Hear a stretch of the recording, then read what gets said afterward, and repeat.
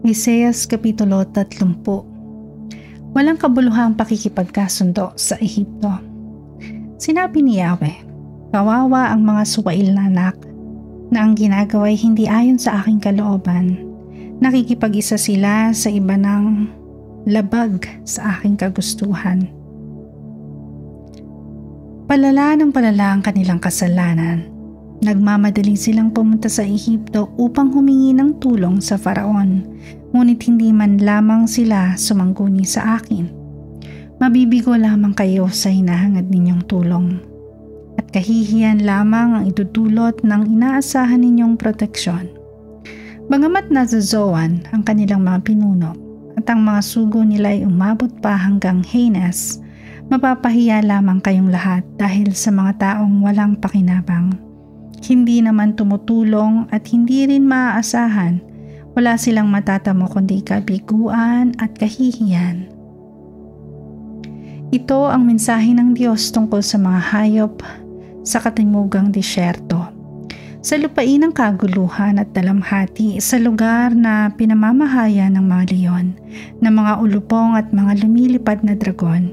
Ikinakalga nila ang kanilang kayamanan sa mga asno at mga kamelyo upang ibigay sa mga taong walang maitutulong. Ang bansang Ehipto ay hindi maaasahan, kaya tinawag ko siyang inutil ng dragon. Tumangging makinig ang Israel. Halika at isulat mo sa isang aklat kung anong uri ng mga tao sila, upang maging tagapagpaalala magpakailanman kung gaano kalaki ang kanilang kasalanan, sapagkat sila ay mapaghimagsik laban sa Diyos, sinungaling at ayaw makinig sa aral ni Yahweh. Sinasabi nila sa mga tagapaglingkod kung kayo'y magsasabi ng katotohanan, o huwag kayong magsasabi ng katotohanan. At sa mga propeta, huwag kayong magpapahayag ng tama. Mga salitang maganda sa aming pandinig ang inyong banggitin sa amin, at ang mga hulang hindi matutupad. Umalis kayo sa aming daraanan, at ang tungkol sa banal na Diyos ng Israel ay ayaw na naming mapakinggan.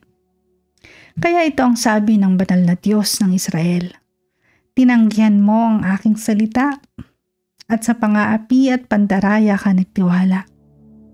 Kaya darating sa iyo ang malagim na wakas, tulad ng pagguho ng isang marupok na pader na bigla na lamang babagsak. Madudurog kang parang palayok na ibinagsak na walang awa. Wala kahit isang pirasong malalagyan ng apoy o pansalok man lamang ng tubig sa balon. Magtiwala kay Yahweh. Sinabi pa ng Panginoong Yahweh, ang banal na Diyos ng Israel, maliligtas kayo kapag kayo'y nagbalik loob at nagtiwala sa akin. Kayo'y aking palalakasin at patatatagin, ngunit kayo'y tumanggi. Sinabi ninyong makakatakas kayo, sapagkat mabibilis ang sasakyan ninyong kabayo, ngunit mas mabibilis ang habol sa inyo. Sa banda ng isa, 1,000 tatakas, sa banta ng 5 tatakas ang lahat. Matutulad kayo sa tagdan ng bandila na dooy naiwan sa tuktok ng barol. Ngunit si Yahweh ay naghihintay upang tulungan kayo at kahabagan. Sapagkat si Yahweh ay Diyos na makatarungan, mapalad ang lahat ng nagtitiwala sa Kanya. Pagpapalain ng Diyos ang Kanyang bayan. Mga taga-Jerusalem, hindi na kayo mananaghoy kailanman. Si Yahweh ay mahabagin. Kayo'y tiringgin niya kapag kayo'y tumawag sa Kanya. Kung ipahintulot man niya na kayo'y magkasakit o magdanas ng hirap, siya na inyong guro ay hindi magtatago sa inyo. Saan man kayo pumaling, sa kaliwa o sa kanan, maririnig ninyo ang Kanyang tinig na nagsasabing, ito ang daan, dito kayo lumakad. Tatalikuran na ninyo ang mga Diyos-Diyos ang yari sa pilak at ginto. Ibabasura ninyo ang mga iyon at sasabihing, lumayo kayo sa akin.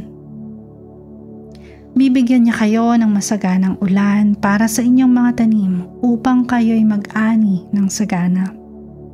Ang inyong mga kawan naman ay manginginain sa malawak na pasturan. Ang mga baka at asno na ginagamit ninyo sa pagsasaka ay kakain sa pinakamainam na pagkain ng hayop. Mula sa mataas ninyong mga bundok at burol, aagos ang mga batis pagdating ng panahon ng kakilakilabot na pagpuksa at pagwasak sa mga tore. Magliliwanag ang buwan na animoy araw at ang araw na may magliliwanag ng 7 ibayo, parang liwanag ng 7 araw na pinagsama-sama. Ito'y mangyayari sa araw na gamutin at pagalingin ni Yahweh ang sugat ng kanyang bayan. Paparusahan ng Diyos ang Assyria. Tingnan ninyo, dumarating na si Yahweh, nag-aapoy sa galit sa gitna ng mga ulap.